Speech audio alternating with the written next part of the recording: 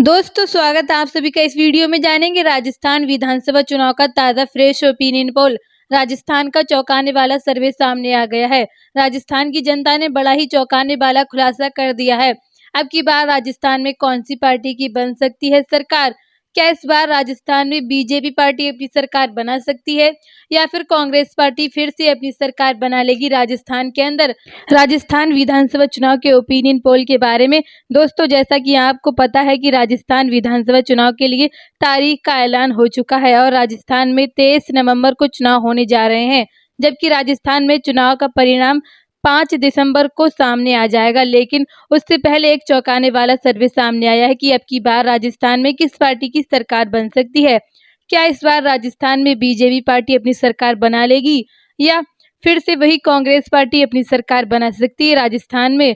दोस्तों, आज के इस वीडियो में बात करेंगे राजस्थान की सभी 200 सीटों के ओपिनियन पोल के बारे में। राजस्थान में सभी 200 सीटों का सर्वे आ चुका है। जैसा कि आप सभी लोग को पता है कि राजस्थान में 200 विधानसभा की सीट और बहुमत पाने के लिए किसी भी पार्टी को यहाँ पर 101 सीट की आवश्यकता होती है। जिस पार्टी के पास 101 सीट होती वही राजस्थान में अपनी सरकार बना सकती है। अब की बार राजस्थान में किस पार्टी की सरकार बन सकती है, नीचे कमेंट सेक्शन में आप अपनी राय जरूर दें। और अगर आपने अभी तक इस चैनल को सब्सक्राइब नहीं किया है तो वीडियो को लाइक करें, शेयर करें और चैनल को अभी के अभी सब्सक्राइब कर लीजिए, क्योंकि रोजाना हम आपके लिए ताज़ा फ्रेश ओपिनियन पोल पेश करते रहते हैं जो आपके लिए बेहद महत्वपूर्ण होते हैं। तो अभी के अभी वीडियो को लाइक कीजिए और चैनल को सब्सक्राइब कर लीजिए। तो चलिए सर्वे शुरू करते हैं। बात कर लेते हैं सबसे पहले बात करते हैं गंगानगर की 6 विधानसभा सीट के बारे में। यहाँ पर आईएनसी पार्टी को मिल सकती हैं 4 सीटें, जबकि बीजेपी पार्टी को 2 सीटें मिलती नजर आएंगी। यहाँ पर आईएनसी पार्टी काफी मजबूत मानी जा रही है, जबकि बीजेपी को इस बार तगड़ा झटका भी लग रहा है। तो वहीं इसी के साथ अगले जिले की बात की जाए, ये हनुमानगढ़। यहाँ पर 5 विधानसभा सीट के बारे में बात की जाए तो आईएनसी पार्टी को मिल सकती हैं 2 सीटें, तो वहीं बीजेपी को यहाँ पर 3 सीटें मिलती नजर आएंगी और अन्य पार्टी 0 सीट पा सकती है। इसी के साथ चूरू की 6 विधानसभा सीट के बारे में बात करें तो आईएनसी को 4 सीटें, जबकि बीजेपी को 2 सीटें मिल सकती हैं।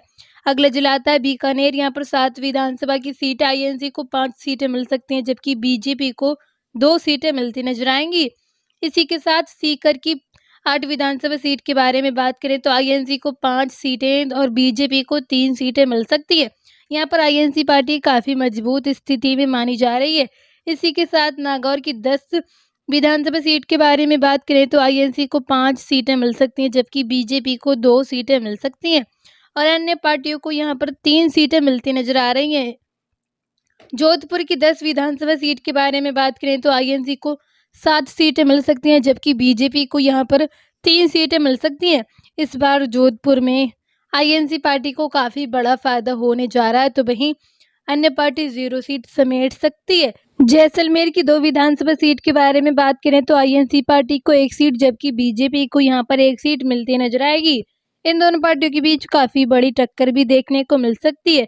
इसी के साथ अगले जिले के बारे में बात की जाए, यह बाड़मेर। यहाँ पर 7 विधानसभा की सीट है, आईएनसी पार्टी को 4 सीटें मिल सकती हैं, तो वहीं बीजेपी को यहाँ पर 3 सीटें मिलती नजर आ सकती हैं।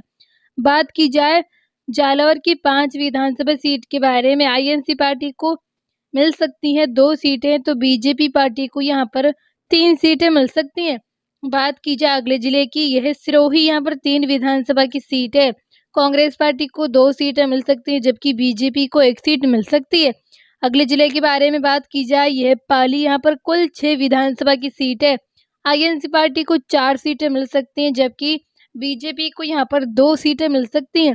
यहाँ पर आईएनसी पार्टी को फायदा होते दिख रहा है। तो वहीं उदयपुर की 8 विधानसभा सीट के बारे में बात करें तो आईएनसी पार्टी को 5 सीटें मिल सकती हैं, जबकि बीजेपी को यहाँ पर 3 सीटें मिल सकती हैं।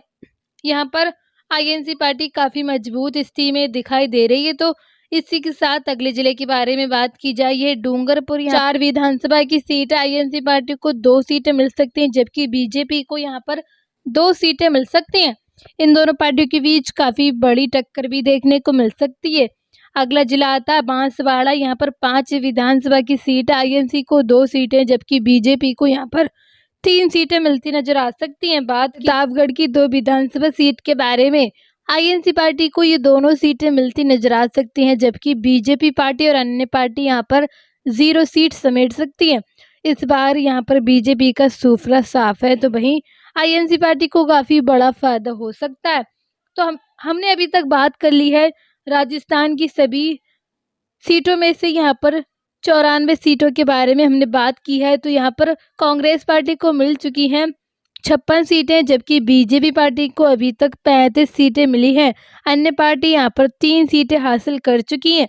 अब तक की इन 94 सीटों में आईएनसी पार्टी यानी कि कांग्रेस पार्टी को काफ़ी तगड़ा फायदा होता नजर आया, तो वहीं बीजेपी को काफ़ी तगड़ा झटका भी लग रहा है। इसी के साथ बात की जाए अगले जिले के बारे में, यह चित्तौड़गढ़। यहाँ पर 5 विधानसभा की सीट है। आईएनसी पार्टी को 3 सीटें, तो वहीं बीजेपी पार्टी को 2 सीटें मिलती नजर आएंगी। जयपुर की 19 विधानसभा सीट के बारे में बात करें तो आईएनसी पार्टी को मिल सकती हैं 9 सीटें, जबकि बीजेपी पार्टी को 7 सीटें मिल सकती हैं और अन्य पार्टियों को यहाँ पर 3 सीटें मिल सकती हैं। यहाँ पर जयपुर के अंदर आईएनसी पार्टी काफ़ी मजबूत स्थिति में नजर आ रही है। तो अगले जिले के बारे में बात की जाए, ये राजसमंद। यहाँ पर 4 विधानसभा की सीट आईएनसी को मिल सकती हैं, 3 सीटें, जबकि बीजेपी को यहाँ पर 1 सीट मिल सकती है। अगला जिला आता है भीलवाड़ा। यहाँ पर 7 विधानसभा की सीट आईएनसी पार्टी को मिल सकती हैं, 4 सीटें, जबकि बीजेपी को यहाँ पर 3 सीटें मिल सकती हैं। इसी के साथ अगले जिले की बात की जाए, ये अजमेर। यहाँ पर 8 विधानसभा की सीट आईएनसी पार्टी को 5 सीटें मिल सकती हैं, तो वहीं बीजेपी को यहाँ पर 3 सीटें मिलती नजर आएंगी। बात की जाए टोंक की 4 विधानसभा सीट के बारे में, आईएनसी पार्टी को 3 सीटें मिल सकती हैं, तो वहीं बीजेपी को यहाँ पर 1 सीट मिल सकती है। यहाँ पर बीजेपी पार्टी को तगड़ा झटका लग रहा है, तो वहीं आईएनसी पार्टी को काफ़ी बड़ा फायदा होता नजर आ रहा है। झुंझुनू की 7 विधानसभा सीट के बारे में बात करें तो आईएनसी पार्टी को 5 सीटें, जबकि बीजेपी पार्टी को 2 सीटें मिल सकती हैं। यहाँ पर आईएनसी पार्टी को काफ़ी बड़ा फायदा होता नजर आ रहा है। बूंदी की 3 विधानसभा सीट के बारे में बात करें तो आईएनसी पार्टी को ये 3 की सीटें मिलती नजर आ रही हैं, जबकि बीजेपी और अन्य पार्टियों का यहाँ पर खाता खुलता दिखाई नहीं दे रहा है। यहाँ पर आईएनसी पार्टी को काफ़ी बड़ा फायदा हो सकता है। बात की जाए कोटा की 6 विधानसभा सीट के बारे में, आईएनसी पार्टी को 4 सीटें, तो वहीं बीजेपी पार्टी को 2 सीटें मिलती नजर आएंगी। इसी के साथ झालावाड़ की 4 विधानसभा सीट के बारे में बात करें तो आईएनसी पार्टी को 3 सीटें मिल सकते हैं, जबकि बीजेपी को यहाँ पर 1 सीट मिल सकती है। यहाँ पर आईएनसी पार्टी को काफ़ी बड़ा फायदा होता नजर आ रहा है। इसी के साथ 12 की 4 विधानसभा सीट के बारे में बात करें तो आईएनसी पार्टी को 3 सीटें, जबकि बीजेपी को यहाँ पर 1 सीट मिल सकती है। बात की जाए सवाई माधोपुर की 4 विधानसभा सीट के बारे में, आईएनसी पार्टी को 1 सीट मिल सकती है, जबकि बीजेपी को यहाँ पर 3 सीटें मिलती नजर आ रही हैं। यहाँ पर अन्य पार्टी 0 सीट पाती दिखाई दे रही है। करौली की 4 विधानसभा सीट के बारे में बात करें तो आईएनसी पार्टी को 2 सीटें, जबकि बीजेपी पार्टी को 2 सीटें मिल सकती हैं। इन दोनों पार्टियों के बीच काफ़ी बड़ा टक्कर भी देखने को मिल सकती है। इसी के साथ दौसा की 5 विधानसभा सीट के बारे में बात करें तो आईएनसी पार्टी को 3 सीटें मिल सकती हैं, तो वहीं बीजेपी को यहाँ पर 2 सीटें मिलती दिखाई दे रही हैं। बात की जाए अलवर की 11 विधानसभा सीट के बारे में, आईएनसी पार्टी को 8 सीटें मिल सकती हैं, जबकि बीजेपी पार्टी को यहाँ पर 3 सीटें मिल सकती हैं। अलवर में आईएनसी पार्टी काफ़ी मजबूत स्थिति में नजर आ रही है, तो वहीं बीजेपी पार्टी काफ़ी कमज़ोर दिखाई दे रही है। यहाँ पर बीजेपी को काफ़ी तगड़ा झटका लगता नजर आ रहा है। इसी के साथ भरतपुर की 7 विधानसभा सीट के बारे में बात करें तो आईएनसी पार्टी को 5 सीटें मिल सकती हैं, जबकि बीजेपी को यहाँ पर 2 सीटें मिल सकती हैं। यहाँ पर आईएनसी पार्टी को काफ़ी बड़ा फायदा होता दिखाई दे रहा है। बात की जाए धौलपुर की 4 विधानसभा सीट के बारे में, आईएनसी पार्टी को 1 सीट मिलती नजर आ रही है, तो वहीं बीजेपी को यहाँ पर 3 सीटें मिल सकती हैं। यहाँ पर बीजेपी काफ़ी मजबूत स्थिति में दिखाई पड़ रही है। तो दोस्तों, हमने आपके सामने सभी राजस्थान की 200 सीटों का सर्वे पेश कर दिया। इस 200 सीटों में से यहाँ पर आईएनसी पार्टी को 122 सीटें मिली हैं, जबकि बीजेपी पार्टी को 73 सीटें मिली और अन्य पार्टी को 6 सीटें मिली हैं। जैसा कि आप सभी लोग जानते हैं, राजस्थान की 200 सीटों पर किसी भी पार्टी को बहुमत पाने के लिए यहाँ पर 101 सीट की आवश्यकता होती है। जिस पार्टी के पास 101 सीट होती है वही राजस्थान में अपनी सरकार खड़ी कर सकता है। तो वर्तमान में अभी कांग्रेस पार्टी की सरकार है, तो यहाँ पर अभी के सर्वे में कांग्रेस पार्टी को 122 सीटें मिली हैं, जो बहुमत से काफ़ी ज़्यादा हैं। तो वहीं बीजेपी को यहाँ पर 73 सीटें मिली हैं, जो बहुमत से काफ़ी कम है। तो दोस्तों, यहाँ पर एक बार फिर से कांग्रेस पार्टी की जीत होती दिखाई दी है, तो वहीं बीजेपी को फिर से तगड़ा झटका लगा है।